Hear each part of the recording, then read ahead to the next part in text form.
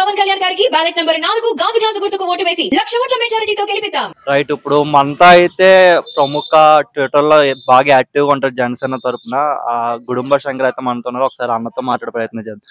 అన్న, మీరు పిఠాపురంలో ఉన్నారు, ఏంటి అసలు కార్యక్రమం? పిఠాపురంలో యాక్చువల్గా కొంత పర్సనల్ వర్క్ మీద ఈ జిల్లాకి రావాల్సి వచ్చింది. సరే అని చెప్పి ఇంకా ఎలాగో రూరల్లో ఎలా ఉంది టాకు మొత్తం అంతా కూడా కనుక్కుందాం అని ఇటు రావడం జరిగింది. ఇటు చూస్తే మటుకు పిఠాపురం ఏ మండలం తీసుకున్నా కూడా ఆల్మోస్ట్ యునానిమస్గా ఉంది. మీకు మన కొత్తపల్లి తీసుకున్నా, లేదంటే ఇక్కడ ఇప్పుడు మల్లవరం గ్రామంలో ఉన్నాం మనం ఇక్కడ కానీ, లేదంటే ఆ ముందు ఫక్రుద్దీన్పాలెం కానీ, ఇవన్నీ కూడా మీకు ఆల్మోస్ట్ వన్ సైడ్ ఉన్నాయి. సో మేము ఎక్స్పెక్ట్ చేయడం అయితే గెలుపు అయితే ఖాయం, ఇంకా మెజారిటీ లెక్క పెట్టుకోవడమే అంతే.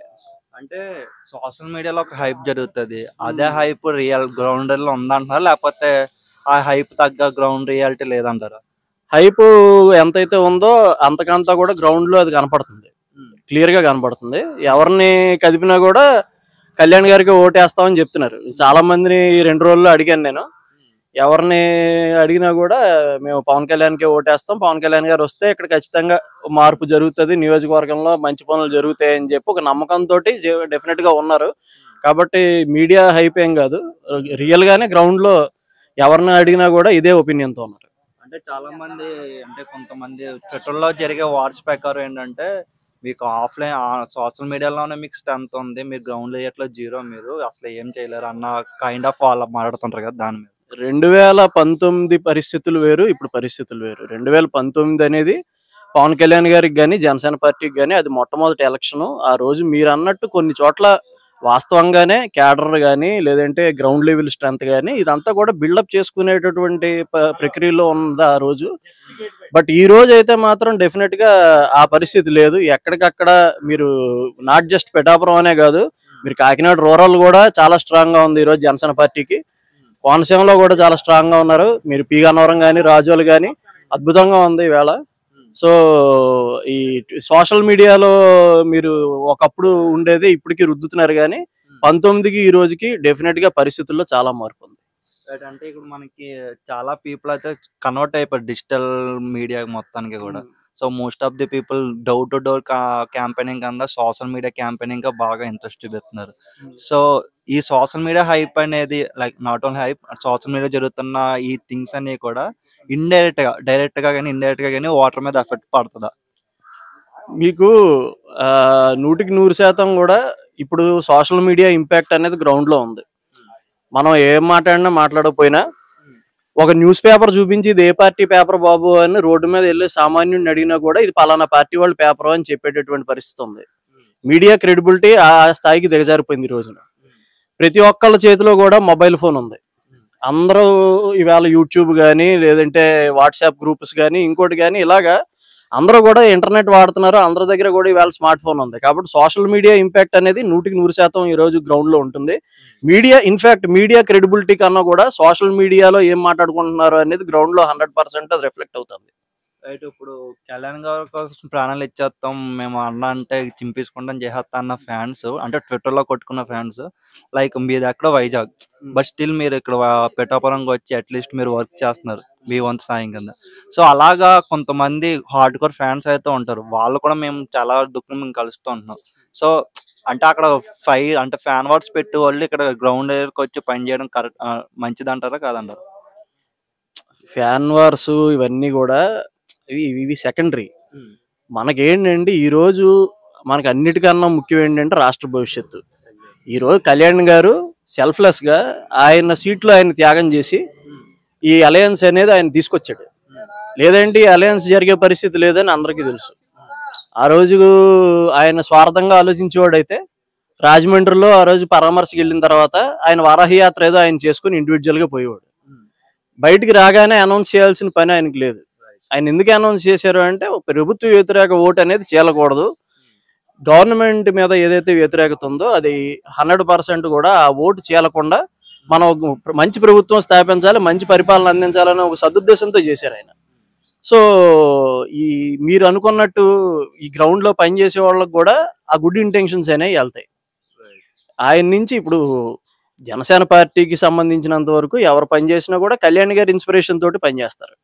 సో కళ్యాణ్ గారు అంత సెల్ఫ్లెస్ గా ఉండి ఆ ఒక మంచి సదుద్దేశంతో అలయన్స్ లోకి వచ్చినప్పుడు ప్రతి కార్యకర్త కూడా ఈ ఫ్యాన్ వార్లు అవి ఇవి అన్ని పక్కన పెట్టి అలయన్స్ కి వాళ్ళు సపోర్ట్ చేస్తున్నారు, అది మనకు కనపడుతుంది. సో అవన్నీ ఏంటంటే జస్ట్ టైం పాస్ ముచ్చట్లు తప్ప గ్రౌండ్ లో అలా ఏం లేదు. అంటే నేను ఇంకో థింగ్ అయితే విన్నా, అంటే ఈవెన్ ట్విట్టర్లో చాలా మంది ఫ్యాన్స్ వాళ్ళు కొట్టుకున్నా సరే గ్రౌండ్ రియాట్లోకి వచ్చేసరికి పవన్ కళ్యాణ్ ఫ్యాన్స్ కాదు, only Mahesh Babu fans, NTR fans, Prabhas fans, అందరు హీరోల ఫ్యాన్స్ ఏకమైవి కళ్యాణ్ గారు సపోర్ట్ చేస్తున్నారని చెప్పి విన్నా. అది కరెక్టేనా? ఇప్పుడు జనసేన పార్టీ స్థాపించింది పవన్ కళ్యాణ్ ఒక పొలిటీషియన్. పవన్ కళ్యాణ్ అనే సినిమా యాక్టర్ సినిమాలు చేసుకుంటాడు, పవర్ స్టార్ పవన్ కళ్యాణ్ అనేవాడు. రాజకీయాల్లో ఉన్నది జనసేనాని పవన్ కళ్యాణ్. జనసేనాని పవన్ కళ్యాణ్ కి సినిమా అభిమానులతోటి అందరితోటి కూడా మంచి సంబంధాలే ఉండాలి, ఆయనకు ఉంటాయి కూడా. ఇప్పుడు మీరు అన్నట్టు మిగతా ఫ్యాన్స్ అందరూ కూడా ఎలా చూస్తున్నారు కళ్యాణ్ గారిని అంటే ఇలాగే ఒక రాజకీయ నాయకుడిని చూసినట్టు చూస్తున్నారు. కాబట్టి ఆ సినిమాలు ఇవన్నీ కూడా పక్కన పెట్టి మన కోసం ఒక అతను వచ్చాడు. ఇప్పుడు ఎవరండి సొంత డబ్బులు జేబులో డబ్బులు తీసి జనాల కోసం ఖర్చు పెట్టేది? 30 కోట్ల రూపాయలు కౌలు రైతులకు ఇచ్చాడు. వైజాగ్ లో బోట్లు తగలబడిపోతే అందరికన్నా ముందు, గవర్నమెంట్ కన్నా ముందు వెళ్ళి నించున్నాడు పవన్ కళ్యాణ్. అలాగే మీరు ఏదన్నా తీసుకోండి, వైజాగ్ హుదూద్ వచ్చినప్పుడు పవన్ కళ్యాణ్ డబ్బులు ఇవ్వడం దగ్గర నుంచి కోవిడ్ నుంచి ప్రతిదీ ఏదన్నా సరే జేబులో డబ్బులు తీసి ఖర్చు పెట్టే నాయకుడు ఎవడన్నాడండి ఈరోజు? జనాల దగ్గర సొమ్ము తినేసి ఆడి మనవడికి ముని మనవడికి కూడా వాళ్ళు తిన్నా కూడా ఇంకా తరగనంత దాచి సంపాదించేసేవాళ్లే. కానీ నిన్న ఎఫిడవిట్ వచ్చింది పవన్ కళ్యాణ్ గారిది, అప్పులు చారిటీ ఉంది అందులో ఎక్కువ ఆయన ఆదాయం కన్నా. ఏ రాజకీయ నాయకుడికి ఉందండి అలాగా? ఒక మహానుభావుడు నాకు కారే లేదంటాడు, మరి ఏం చెప్తామండి? మీకు తెలియదు ఏముంది? అదే మీకు తెలియదు ఏముందండి? అంటే సాక్షి మీడియా అది కూడా ఎఫిడవిట్ లో లేదంట, అది కూడా అయింది కదంటారా? ఇప్పుడు ఒకటండి, నా దగ్గర ఏముంది ఏం లేదు అనేది జనాలు అందరికీ తెలుసు.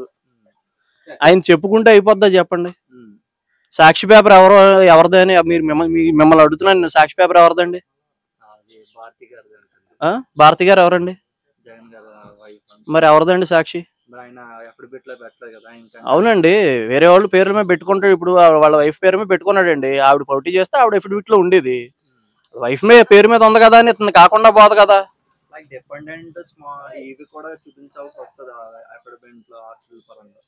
మీకు ఒకటండి, బేసిక్ గా అఫిడవిట్ లో ఏమైనా ప్రాబ్లం ఉంది అంటే అది 100% ఈసీ చూసుకుంటుంది. కాబట్టి గవర్నమెంట్ ఈసీ చూసుకునే దానికి మనం దాని గురించి కమెంట్ చేయలేము. ఈసీ ఇండిపెండెంట్ గా వర్క్ చేసేటటువంటి ఒక బాడీ 100% బాగా వర్క్ చేస్తుంది. సో వాళ్ళు చూసుకుంటారు. మనకి దాంతో మనకి ఇష్యూ లేదు. బేసిక్ గా అంటే ఫైనల్ గా కాల్ తీసుకోవాలంటే ఏం కావాలని చెప్తారు? ఒకటండి, పిఠాపురం అనే కాదు, మన కోసం ఇన్ని రోజులకు ఆలోచించి ఒక నాయకుడు వచ్చాడు. ఆయన సినిమాలు చేసుకుంటే ఆయన కోట్ల రూపాయలు వచ్చేది, ఆయన దాన్ని వదులుకొని ఈవేళ వచ్చాడు. అలా వచ్చినటువంటి వ్యక్తికి మనం నిలబడితే అతను 10 కాలాల పాటు ఉంటాడు, ఉండి మన తరపున ఒక వాయిస్ రిప్రజెంట్ చేస్తాడు అసెంబ్లీలో. ఈరోజు లాస్ట్ టైం ఎలక్షన్ లో కళ్యాణ్ గారిని ఓడించేశారు. ఓడించేయడం వల్ల ఆయన ప్రెస్ మీట్లో మాట్లాడుతున్నాడు. అదే ఆయన ఒక్కడిని గెలిపించున్నా ఆయన అసెంబ్లీలో మాట్లాడేవాడు. ఆయన అసెంబ్లీలో మాట్లాడి ఉంటే అది రికార్డులోకి వెళ్ళేది. 100% గవర్నమెంట్ దానికి లైబుల్ అయ్యేది. ఆన్సర్ చెప్పాల్సిన బాధ్యత ప్రభుత్వానికి ఉండేది.